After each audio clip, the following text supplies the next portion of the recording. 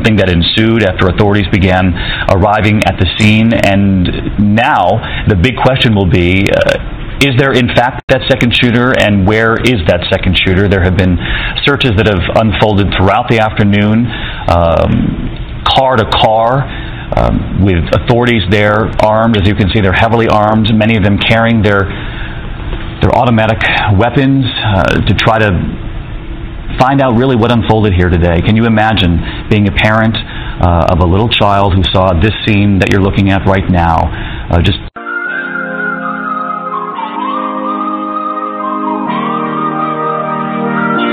breaking news, a school shooting with reports of multiple fatalities. He had ran up to me and yelled at me to give me my purse. A warning for online shoppers tonight. A new scam that could steal your personal information in just a matter of seconds. Breaking news, a deadly carjacking in Woodland Hills. Tonight, police in Lancaster, Texas have identified a possible suspect who investigators say pointed a gun at a passing car.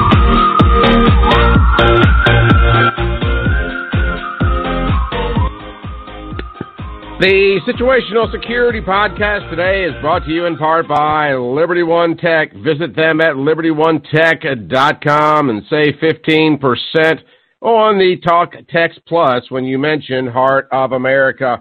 Hello, this is Michael Hart coming to you live from the Heart of America Broadcasting Network on our Situational Security Specialty Programming. We are joined today by a security consultant by the name of Felix Nater. Felix is actually with Nater & Associates, and the opening audio today was, in fact, from the Newtown shooting, Newtown, Connecticut, also known as Sandy Hook. And although we're not going to be discussing necessarily school shootings in particular, as we look at some of the common myths and solutions to workplace violence, today is the 6th anniversary of Sandy Hook. That happened to be just completely coincidental, but I did not want to allow this day to pass without acknowledging that particular event, and certainly so many others that have occurred in the country over the course of the last couple of decades, and even prior to that as well.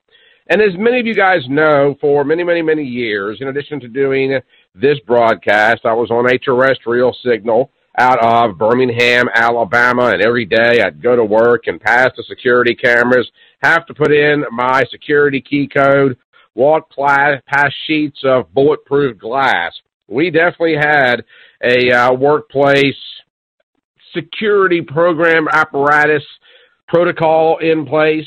I'll be honest with you, I don't know how effective it would have been in the event of an active shooter, but I do know this, at least as it relates to that previous experience, it would have been extremely tough for one to get in the building in the first place, and I assure you, any one of them would have been met with equal and substantial force if anything had ever broken loose.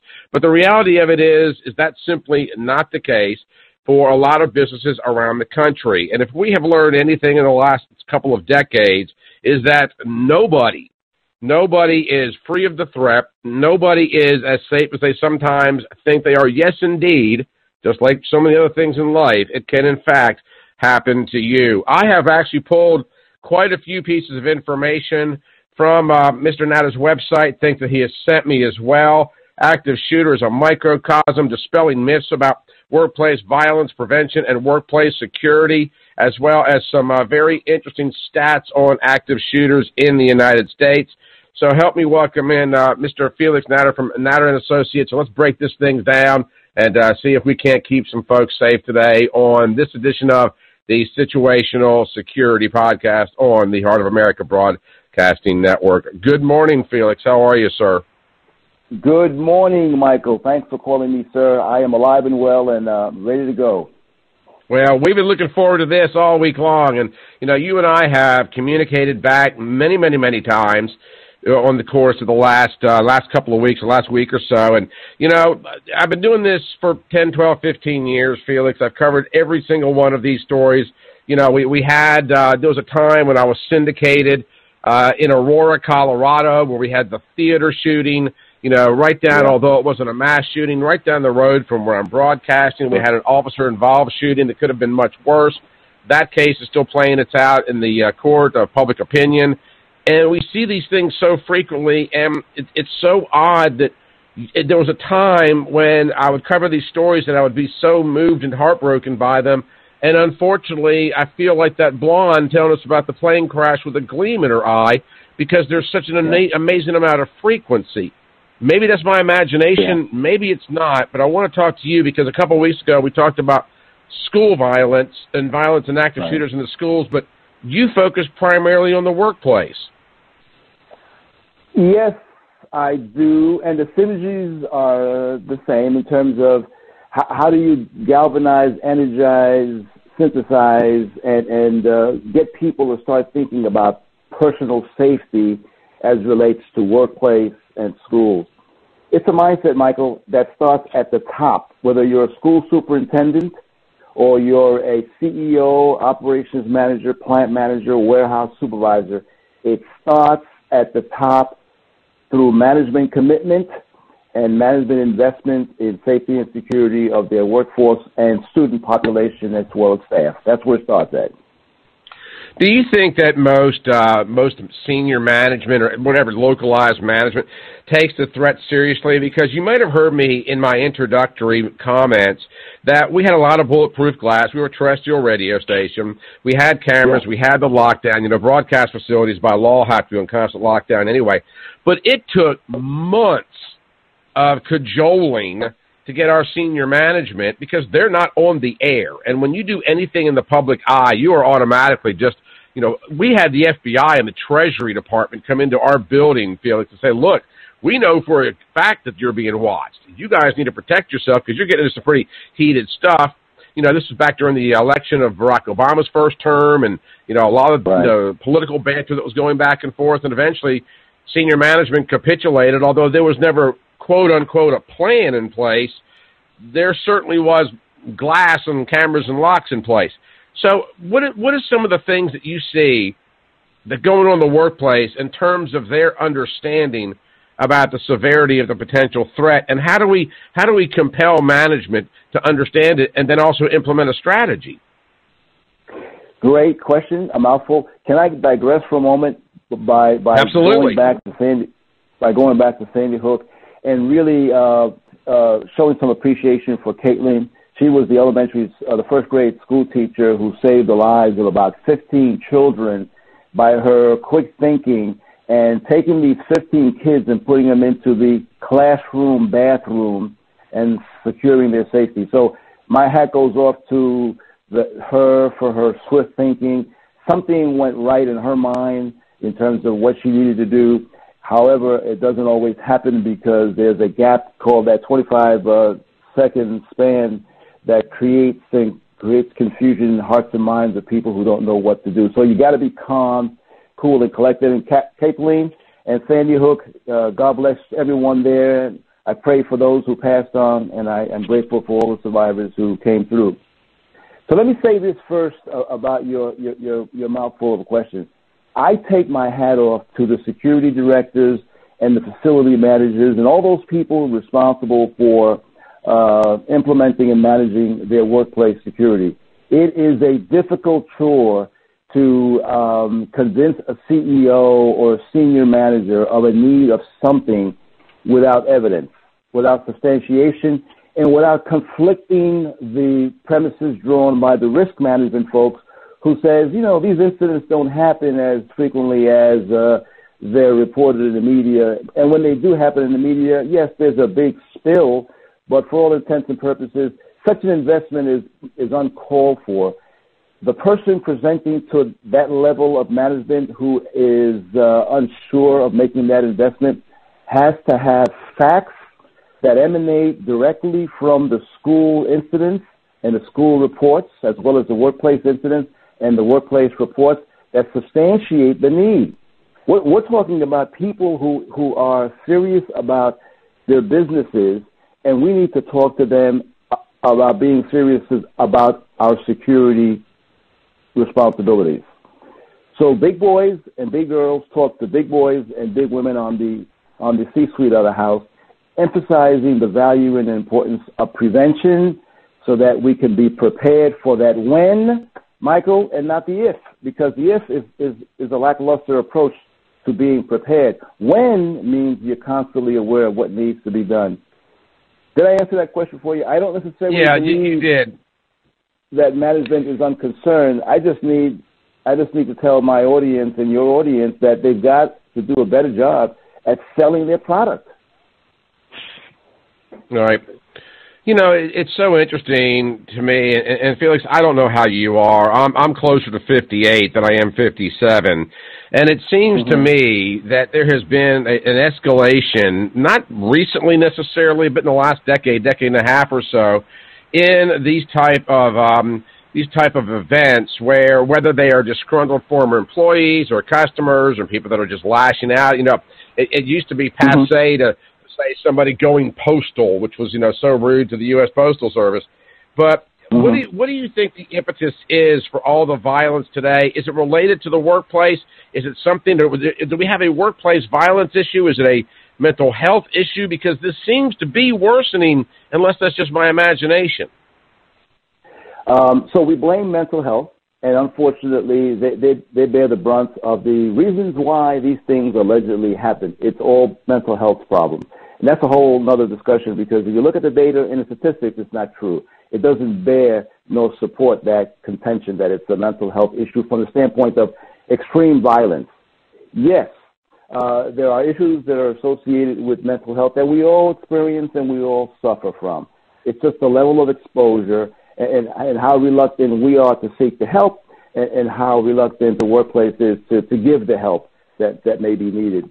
We're a microcosm of our society, Michael. We're angry people because of circumstances. We're unsettled about things that are going on around our world, our nation, and things of that matter. So we reflect the microcosm of the feeling of our society, and that's how we react. The workplace is a place away from home. If we don't view the workplace as another place away from home, what you have is an angry workplace with attitudes that are similar to this. If you don't like it, get a job someplace else. Don't come here with your problems. Leave them at home. If you can't get along with your wife, don't bring your problems to me. Go see a marriage counselor. If you're going to arrive late because you got to drop the baby off to the babysitter, find a babysitter who will pick the child up from your home. Don't be late. Come to work on time. Oh, and by the way, zero tolerance, it doesn't mean that it's designed to help you and your coworker in their issues. It's designed to protect me and my workplace. So if you come to me with a zero tolerance problem, whoever's involved, they're all going to get disciplined.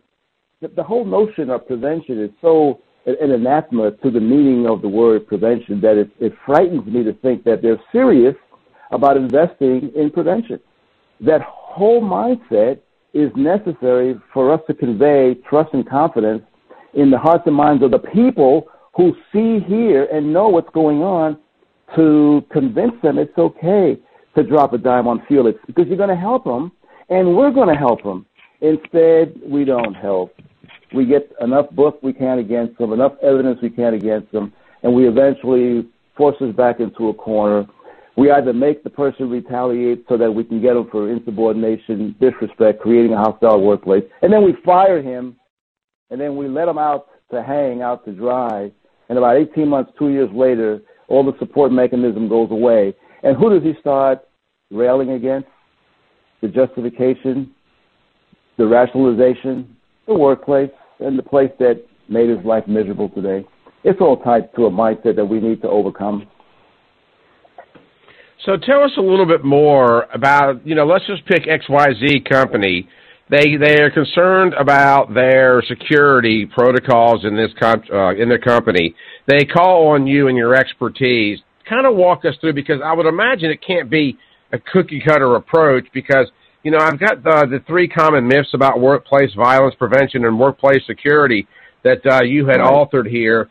But, and they're very, very compelling stuff. But I'd like to get an idea of how we approach the actual implementation of some kind of security protocol, whether it be from an outside force, because you're right, I kind of look upon, and correct me if I'm wrong, I kind of look upon workplace zero tolerance policies as being similar to gun-free zones. You know, it's almost like we're safety by way of sign. If we put up enough signs, then we've created at least the illusion of security, but that's obviously not the case. So we know that zero tolerance probably doesn't work. So what do we need to look at from the perspective of the company management as ways to harden our company from a target? Well, that's another great question.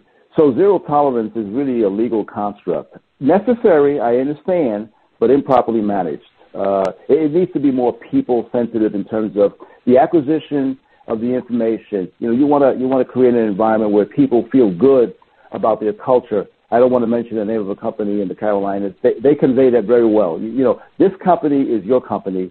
You come to us with issues, and we will resolve the issues at all costs. And that's difficult, but that's the way to go. So it's difficult when you have a workplace violence prevention zero tolerance policy where there's no trust in confidence.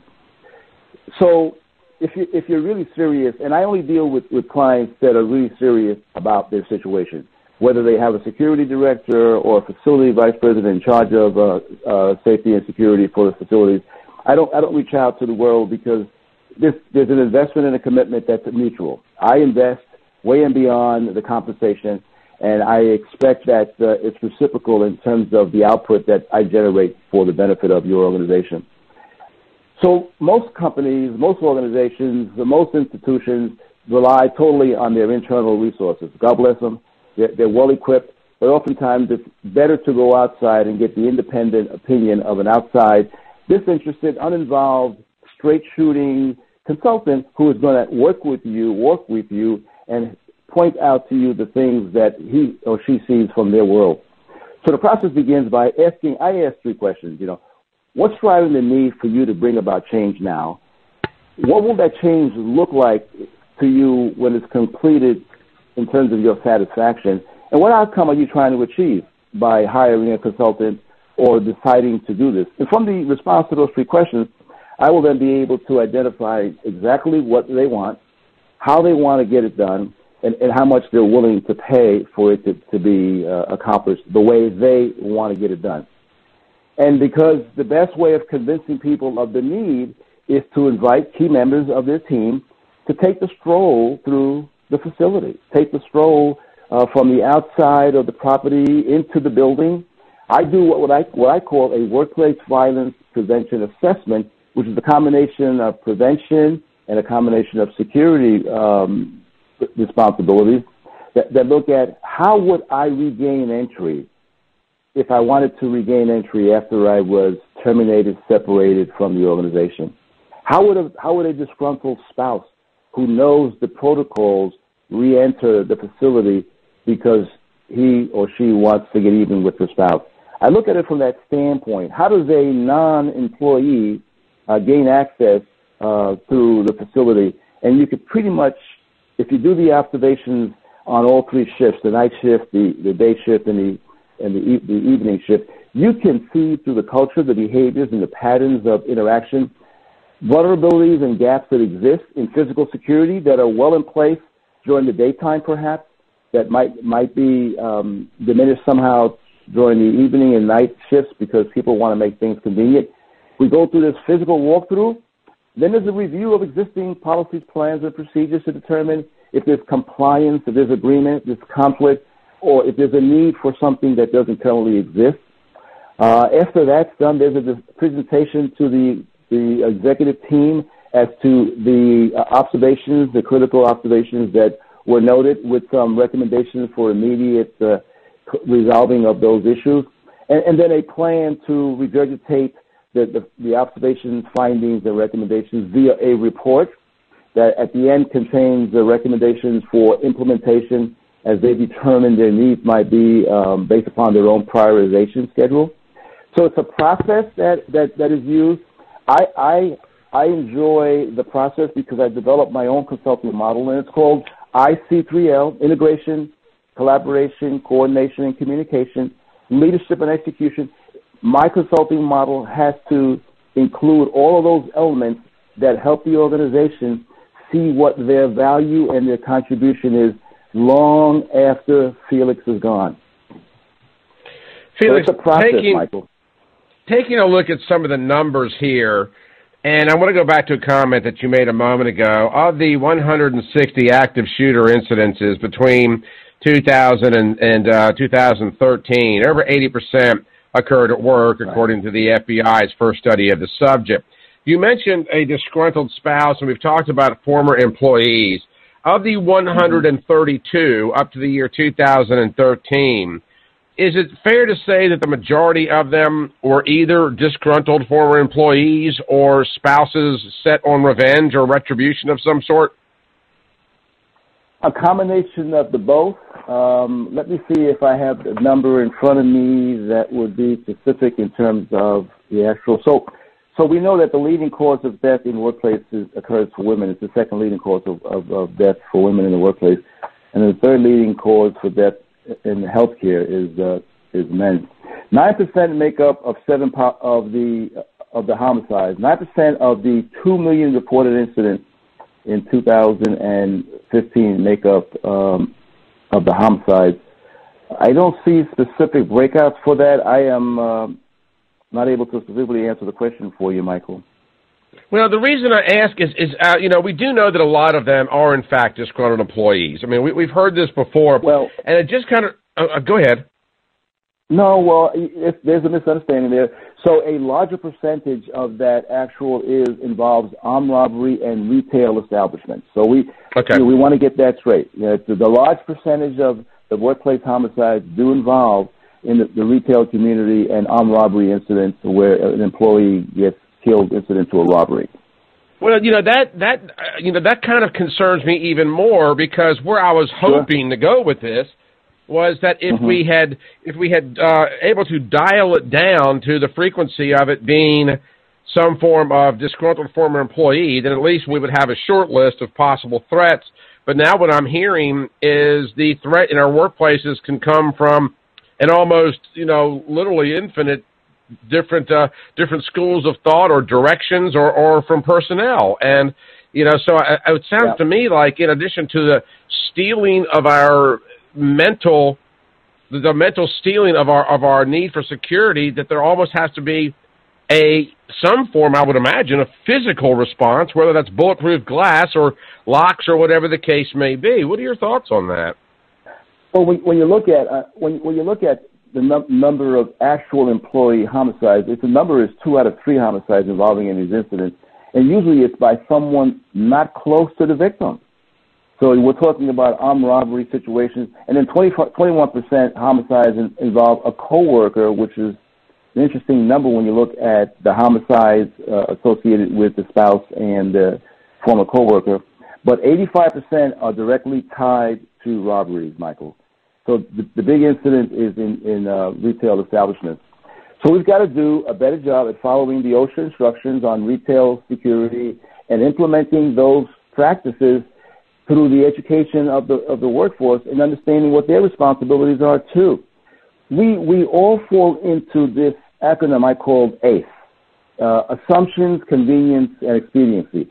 When it comes to safety and security, we're always looking for ways of making our personal lives more convenient. So we violate established protocols and we violate established procedures. Late night retail operations, for argument's sake, the door after 11 o'clock should be locked. And you should have a way of unlocking that door from your position. You should be able to control who comes in and who enters your place of employment.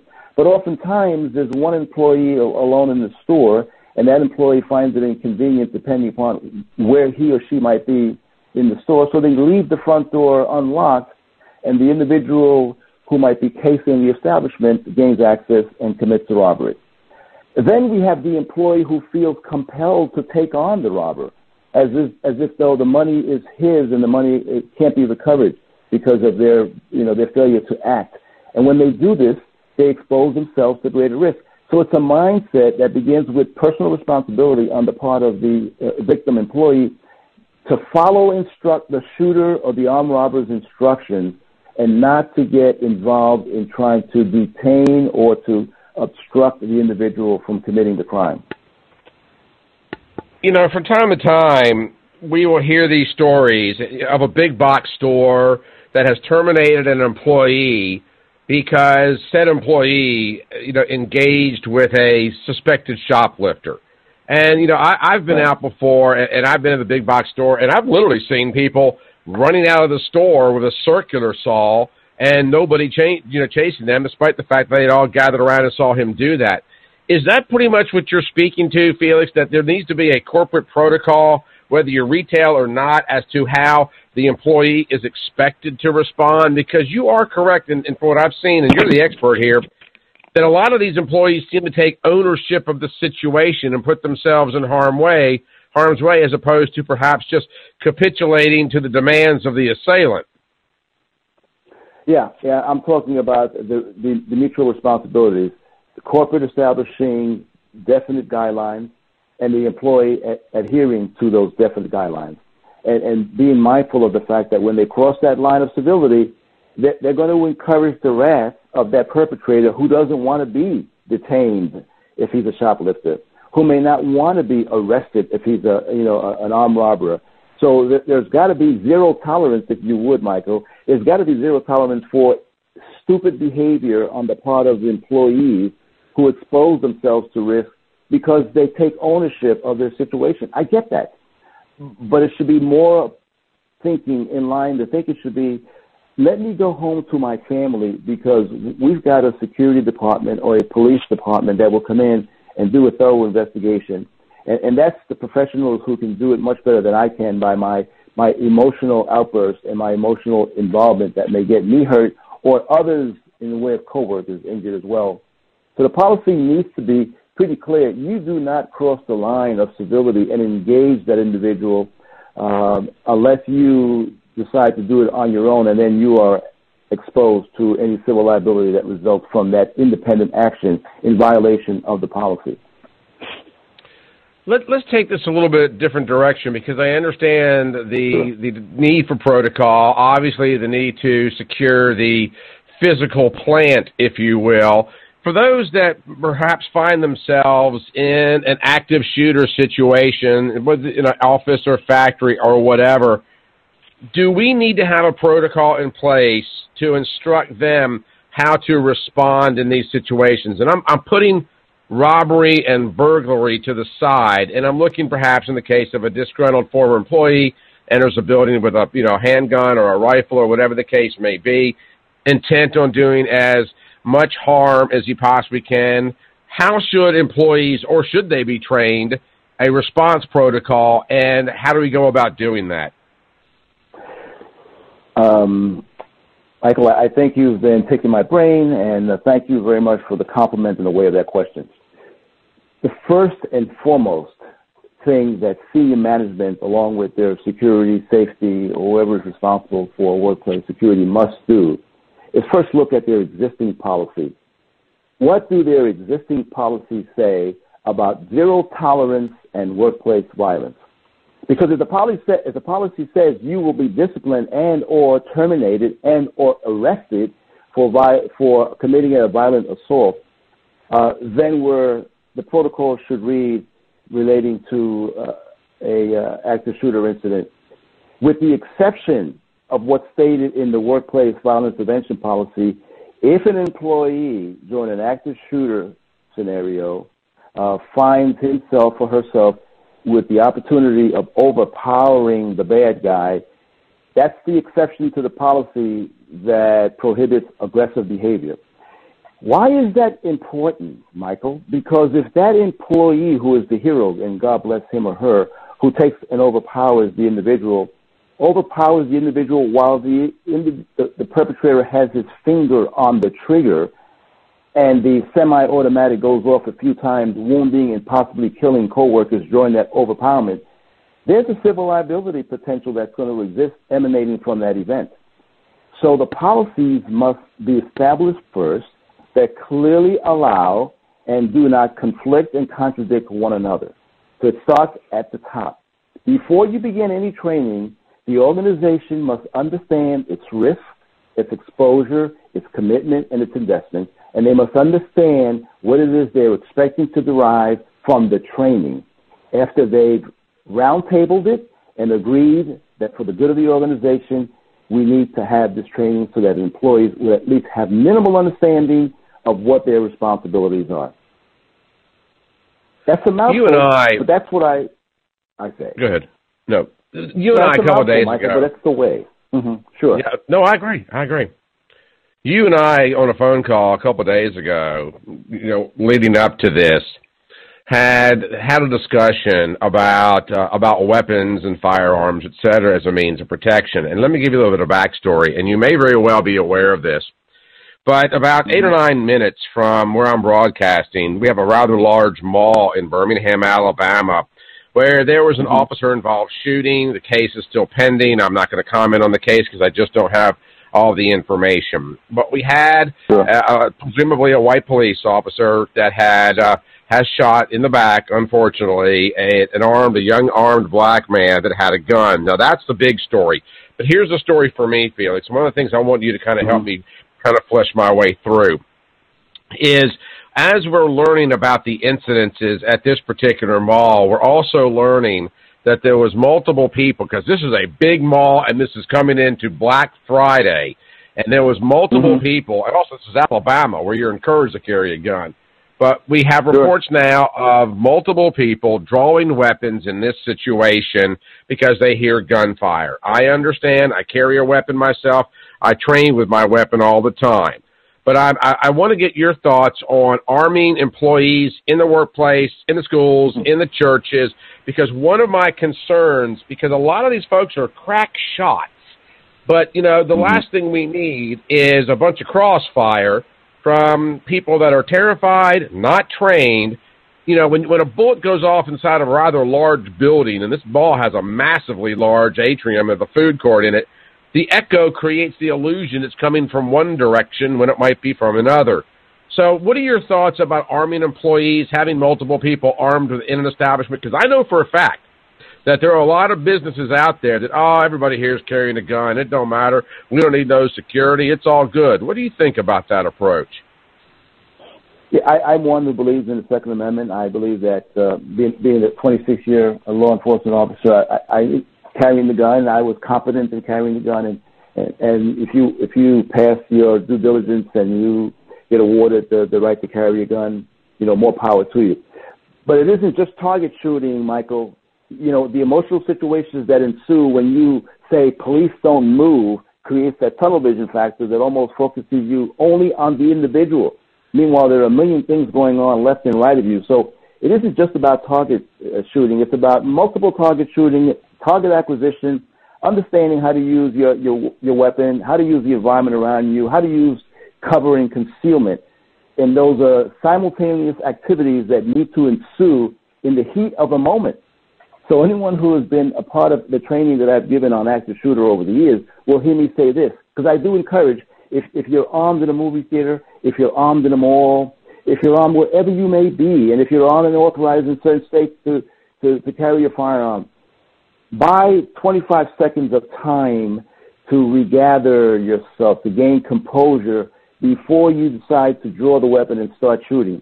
I say put your tail between your legs, get cover somewhere, assess and evaluate the situation, then draw. Because if you stand up to start shooting, the guy behind you may just blow your brains out. Because he or she may be equally armed. So gain your composure, drop down, assess and evaluate, determine who the good guy is, the good guy, and the good guys are, and the bad guy might be.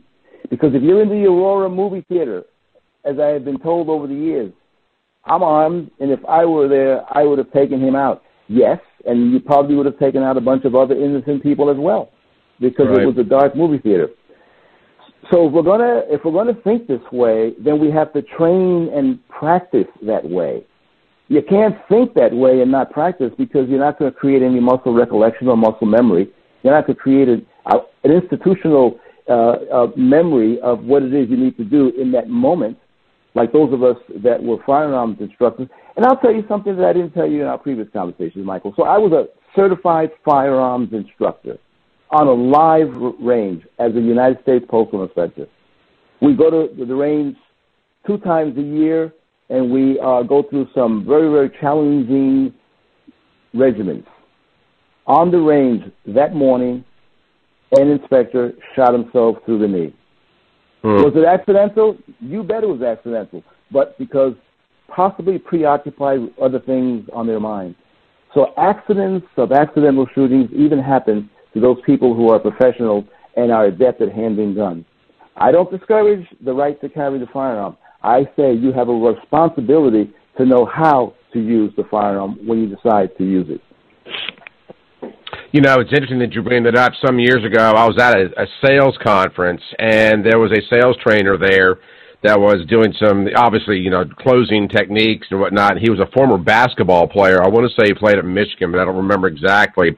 But he was telling about how he went a slump in his career, and he couldn't figure out, and he wasn't doing the right practicing. And the phrase that he eventually coined, Felix, was, if you want to be successful in life, you got to practice like you play.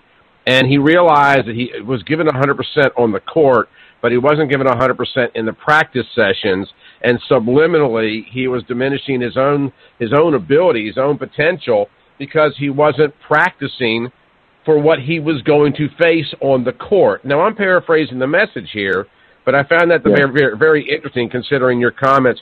Felix, I got to take a real quick break. I'd love to keep you around another 10 or 15 minutes or so. Is that possible? I'd love to hang with you if you want to keep me.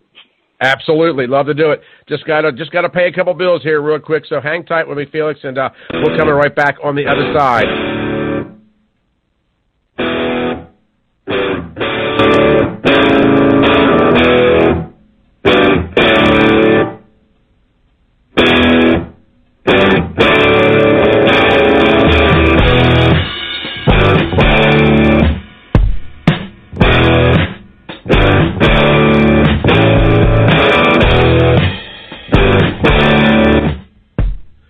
Hey, we're talking situational security with Felix Nater. He is a business advisor who helps clients manage and implement workplace security strategy. You can follow him on Twitter at Felix Nater, Nater, and find him online at naterassociates.com. So go check him out. We're going to dig right back on the other side with Felix. But let me tell you first about Liberty Tech One. That's LibertyOneTech.com. Did you know that Liberty One Tech, well, you know, our longtime friend of the program, Tolly? Well, when we say situational security is brought to you in part by Liberty One Tech, we mean that literally.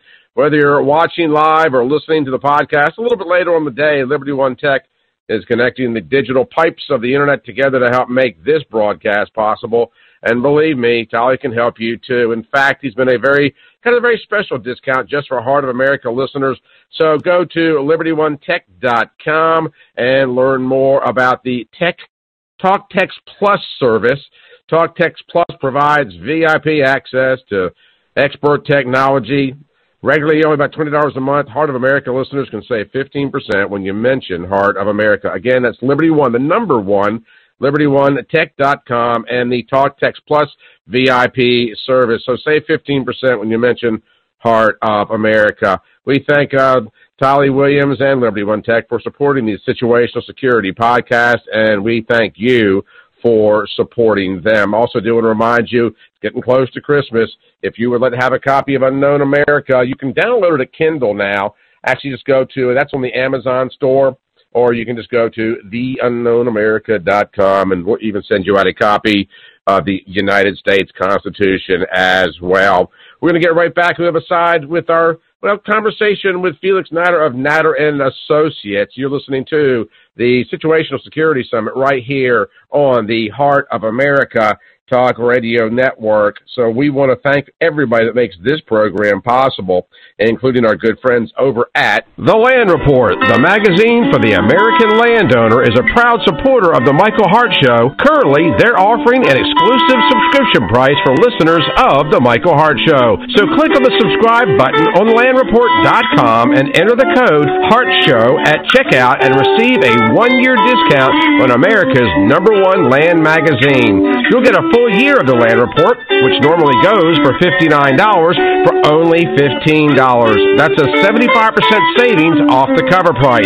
Again, that's promo code HARTSHOW at checkout of thelandreport.com, and make sure to check out the Land Report on Facebook if you love land. Breaking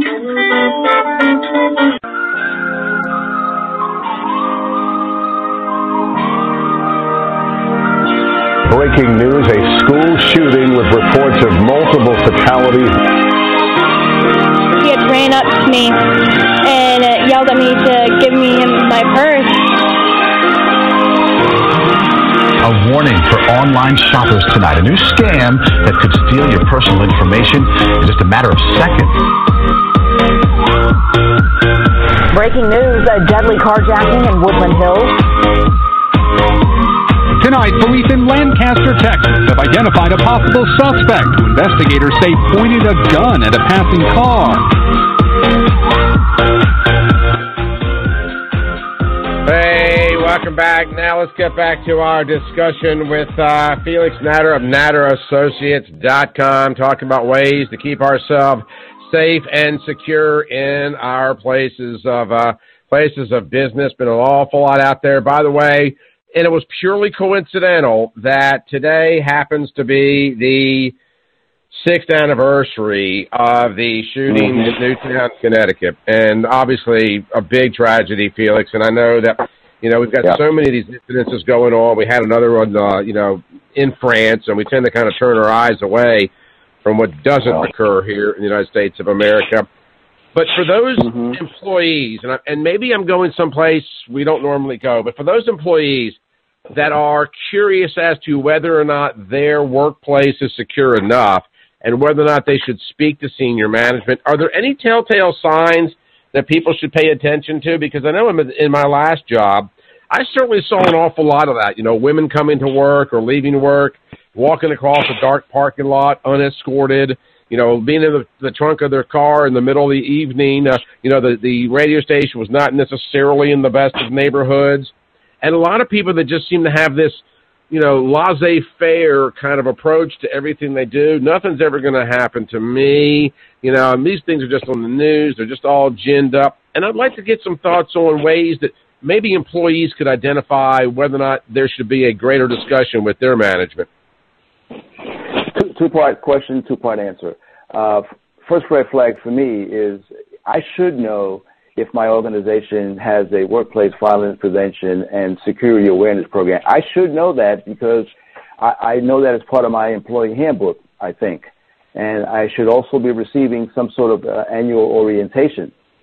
Having said that, if I know this, then I pretty much know that warning signs and that behavior that would be a red flag for me would be something I am familiar with, as well as some personal safety protective measures that I need to introduce into my personal way of life would be apparent. How to walk to a vehicle, how to walk from point A to point B, how not to be operating from the trunk of my car, how not to park at the darkest spot of the parking lot because it's convenient for me to sit there and hang out during my lunch break. How to be aware for strangers in the parking lot or strangers that might be walking in the building. How to challenge. How about how to challenge? Most employees are afraid to walk up to someone who's not wearing an identification and ask them because they make an assumption if he's in the building, he's got to be someone that belongs here. Right. No, you're right. There's certain behaviors that are not normal that need to be elevated in terms of increased situational awareness. What to do. If you're a truck driver and it's the middle of the summer and your air conditioning system does work, why do you want to invite an armed robber onto your running board because the window is open? Lock the window. Roll the window. Lock it up so that people can't get in. If you're walking into a building and maybe after hours and you see a sneakers and you don't see the body of the person in the elevator, that's a warning sign that there might be a robbery about to happen. So don't go enter in the elevator. If you're walking because you're avoiding the elevator and you hear a commotion and you're in a building, a high-rise building, and you're walking upstairs and you hear a commotion in the stairwell and you encounter some kids and you're a little concerned about your safety, don't show your fear. Have a conversation. Make something up. Good morning. I'm looking for Michael Hart. Do you know what floor he's on? They just may know Michael Hart. Or you might indicate to the individuals that you're not afraid of them. So there are things that increase your personal safety that most may not be aware of that are all part of situational awareness and helping us understand what to do. You know, it's funny that you bring that up, Felix, and I've told this story so many times. Way back in the day, and I mean a good 25 years ago, I have a background in construction with a specialty background with waterproofing, foundation repair, and drainage. And long before, that's how my radio career actually began. I did a home improvement radio program for years. And it's kind of funny. I tell this story one time. I'm in Atlanta, Georgia, and I'm in a depressed area. I mean, it's a bad part of town. There's no doubt about it. And I'm a big football fan. I'm an Auburn football fan. And Auburn was playing, I want to say it was West Virginia one particular evening. And I want to get back to my hotel room. And, I'm a young man. I want to have a cold beer and watch the football game. So anyway, I pull into this store. And, again, it's in a pretty bad part of town. And I'm walking to into the convenience store. And these 4 or 5 guys approach me. And they ask me for my wallet.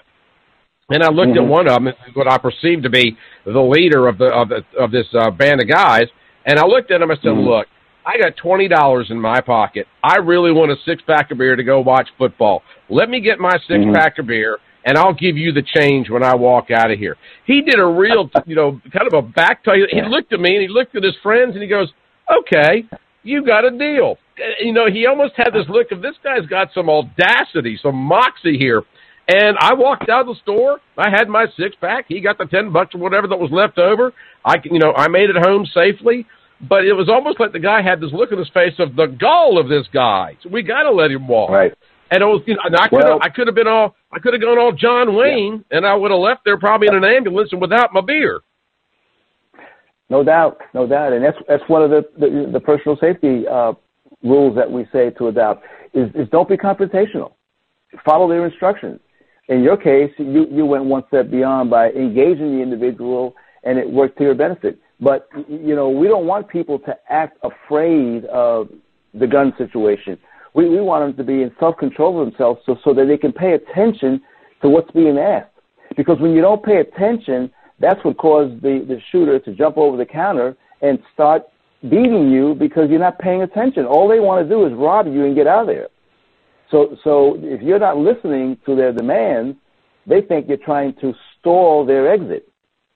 And that's when you get hurt. So having a conversation diminishes your risk, I think, as in your example.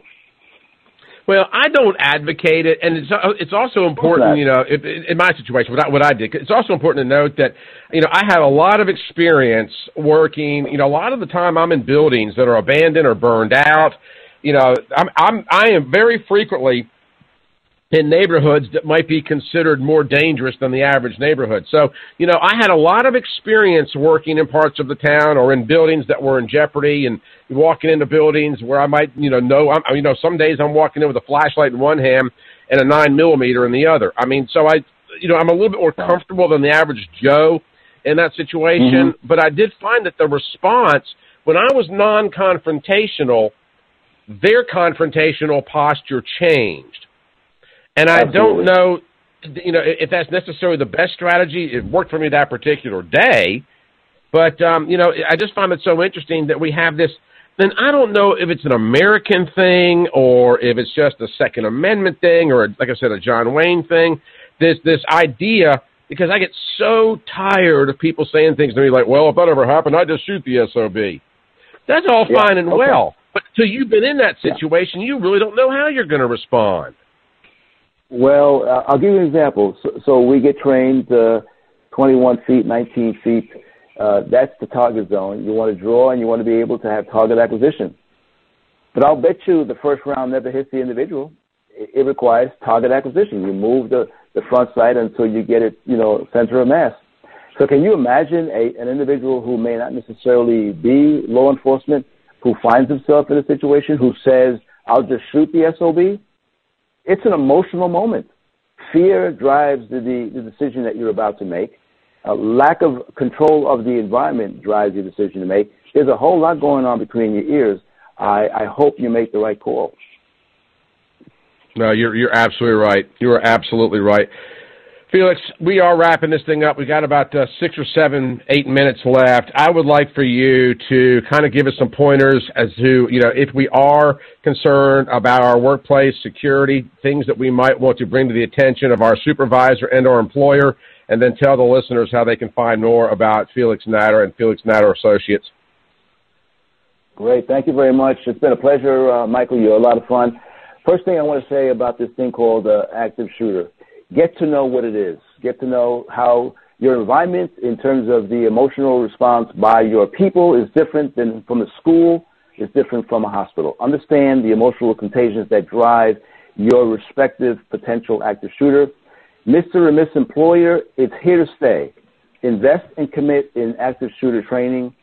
Demand the best of that training, but understand your responsibilities. Your responsibilities are to develop the capability of supporting the event. Alert notification and communication, safe harbor rooms, panic devices, all the tools necessary to minimize employee risk. And stop relying on your local police. They've got a million things to do.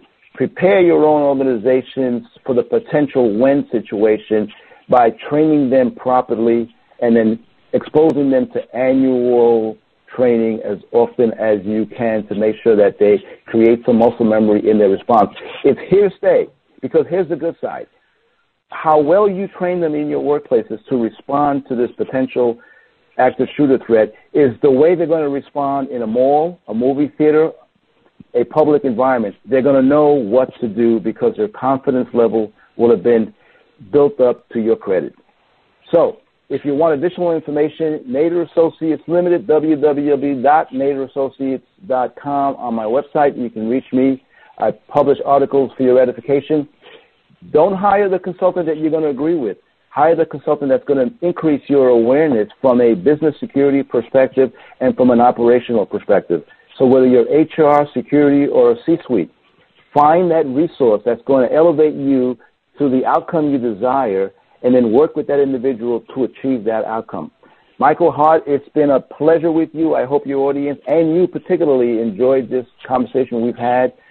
Please have me back in the future for a more specific dialogue. You know I will. You know I will, Felix, and I appreciate you responding to me. I appreciate all the great information you share with us. So thank you so very much. Have a wonderful, wonderful weekend, and definitely a wonderful Christmas as well.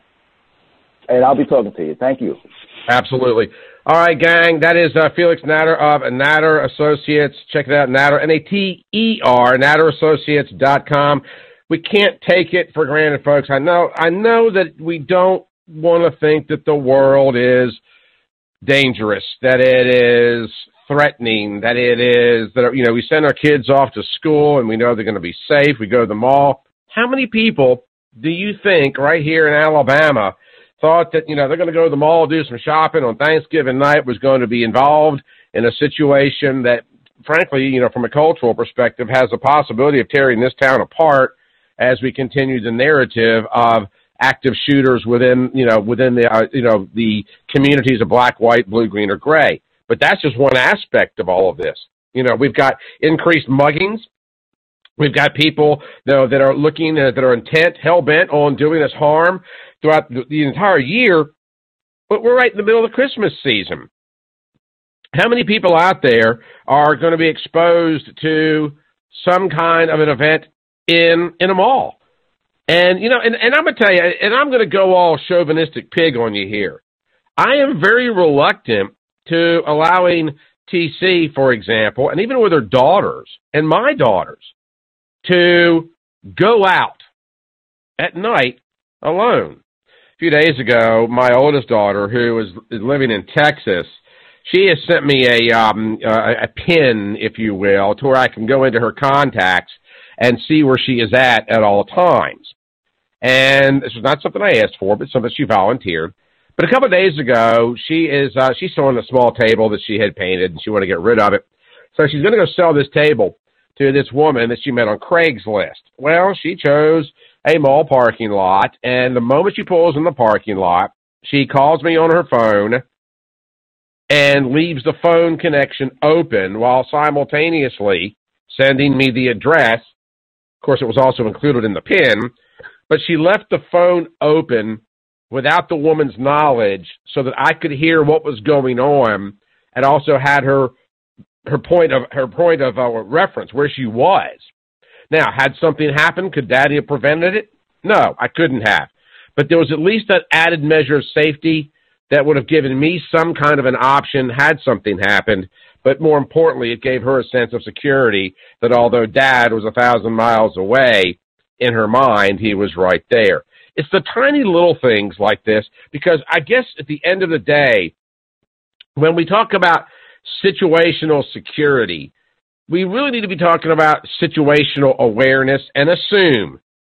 You know, it kind of goes, I don't want to go all trust but verify, but it really is kind of a sense of trust but verify. And over the years, you know, I have sometimes talked to my former coworkers about safety and security and things like that, and I think a lot of them took it to heart, but I think others had just kind of scoffed at it. Like, it's really not that big of a deal, not going to happen here, don't really have to worry about it. And, folks, the world is that whack. The world is that crazy. If it wasn't, we wouldn't need a Lord. We are a fallen society, and we're falling more and more frequently. There seems to be this notion that since Donald Trump became president of the United States, that half the country is pissed off at the other half of the country. Well, that might be true, but that was the exact same dichotomy that was under the Obama administration and the Bush administration. You've got people out there that will express their viewpoints, their frustrations, and their anger and angst in ways that often manifest themselves into violence. Don't be a victim. Be situationally aware at every single turn. We're going to wrap this puppy up, but you've been listening to the Heart of America Situational Security Show. Again, go over to Felix's website. It's Felix Nater, N-A-T-E-R. It's NaterAssociates.com. Has some great articles up there for you. Also, we'd appreciate, for those of you that are listening out to us on social media, if you would share the program, because we got to get as much of this message out as we possibly can. Share the program. Let people know what they can do. Talk to your boss or your employer about ways to be situationally secure. Much to the chagrin of many people in the American workforce, I know you hate those sexual harassment meetings that your company shoves down your throat at least once a year. Are you having situational awareness or situational security protocol meetings? Because you should be.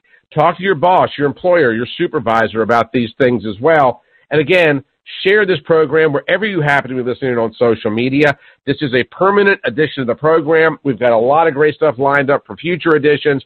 Do want to remind you also that the book Unknown America is up. It's currently available on Kindle, on Amazon, and you can pick up a copy at theunknownamerica.com, theunknownamerica.com, and stay tuned for some exciting announcements as we have a lot of other things that are going to be introduced on the Heart of America Broadcasting Network in just the next couple of weeks. That's it for us. We appreciate you popping by. We appreciate your support. We appreciate whatever financial support you can give the program, because we want to keep this puppy going as we continue to keep people safe, educate them on the unknown history of this America, and just to share some insights and information that hopefully benefits the lives of folks everywhere.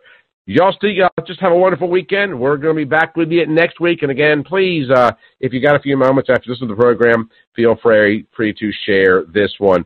We'll talk to you soon. You've been listening to the Heart of America Situational Security Show, Workplace Violence Prevention, right here on the Heart of America Broadcasting Network. Breaking news, a school shooting with reports of multiple fatalities.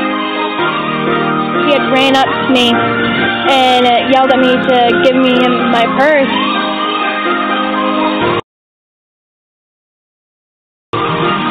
A warning for online shoppers